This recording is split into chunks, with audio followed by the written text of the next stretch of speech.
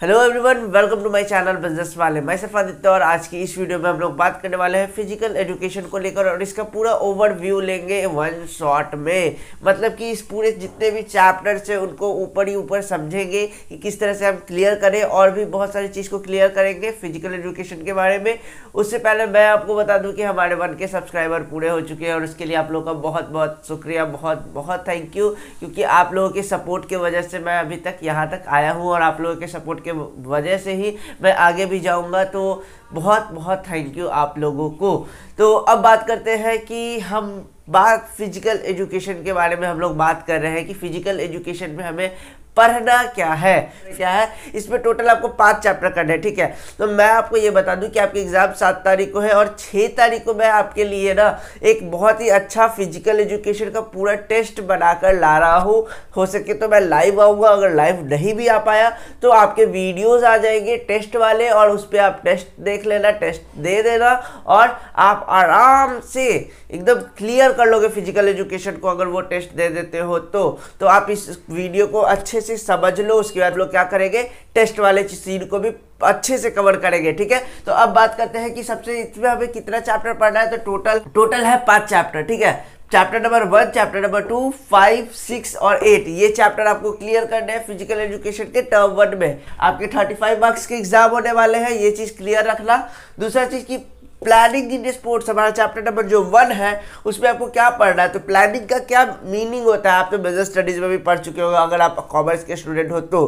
नहीं तो ऐसे प्लानिंग क्या होता है और इसका क्या ऑब्जेक्टिव होता है स्पोर्ट्स के टर्म में और स्पोर्ट्स के वे में कितने ऑब्जेक्टिव होते हैं, हमें ये पढ़ना है। फिर वेरियस कमिटी एंड रिस्पॉन्सिबिलिटी, अलग अलग कमिटी की क्या रिस्पॉन्सिबिलिटी है उसमें है। 3rd नंबर है टूर्नामेंट्स किस तरह के होते हैं, टूर्नामेंट्स कितने तरह के होते हैं और टूर्नामेंट क्या होता है, तो इसके बारे में हम क्लियर करेंगे। और अगर आप इसमें अभी क्लियर नहीं हो पा रहे हो तो सिंपली मैं बता दूं कि आपके जो टेस्ट होंगे ना उसमें आप क्लियर आउट कर लेना और बाकी जो है मैं ट्राई कर रहा हूँ कि आपके चैप्टर वाइज भी वीडियोस एक शॉर्ट बनाकर सब चैप्टर का डाल दूं। तो जितना जल्दी होता है हो सके तो ये काम मैं 5 तारीख को यानी आपके एग्जाम के 2 दिन पहले कर दूंगा ताकि आप आराम से 5 से 10 मिनट के बीच का आपका शॉर्ट्स होगा इन सारे चैप्टर्स का और उस शॉर्ट को आप देख लोगे, आप आराम से उसके बाद टेस्ट देना और आप एग्जाम दे के आना, एकदम एग्जाम में 4 के आओगे, ठीक है। तो हम दूसरा पॉइंट क्या है हमारा स्पोर्ट्स एंड न्यूट्रिशन। तीसरा स्पोर्ट्स एंड न्यूट्रिशन में क्या पढ़ सकते हैं हम, तो बैलेंस डाइट। आप पता है इन सारी चीज़ों को जितने भी चीज़ मैं आपको बता रहा हूँ ना इसको पर्सनल वे में लेना। अगर आप जिम फिटनेस के लिए आप ज़्यादा करते हो या फिर जिम विम का सोच रहे हो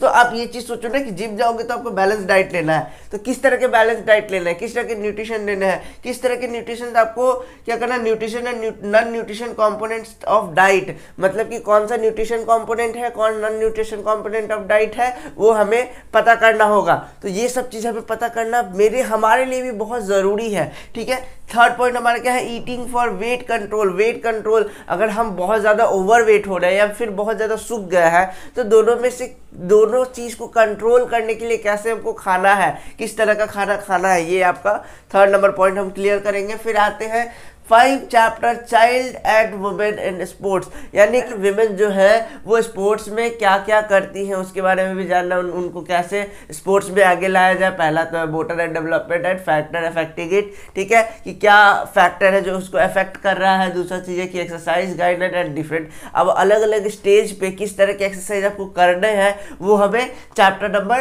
पॉइंट नंबर 2 में क्लियर करना है चैप्टर 5 का। तीसरा क्या है, कॉमन पोस्चरल डिफॉर्मिटीज। चौथा नंबर हमारा क्या है, sports participation of women in India. ये चीज क्लियर हो गया।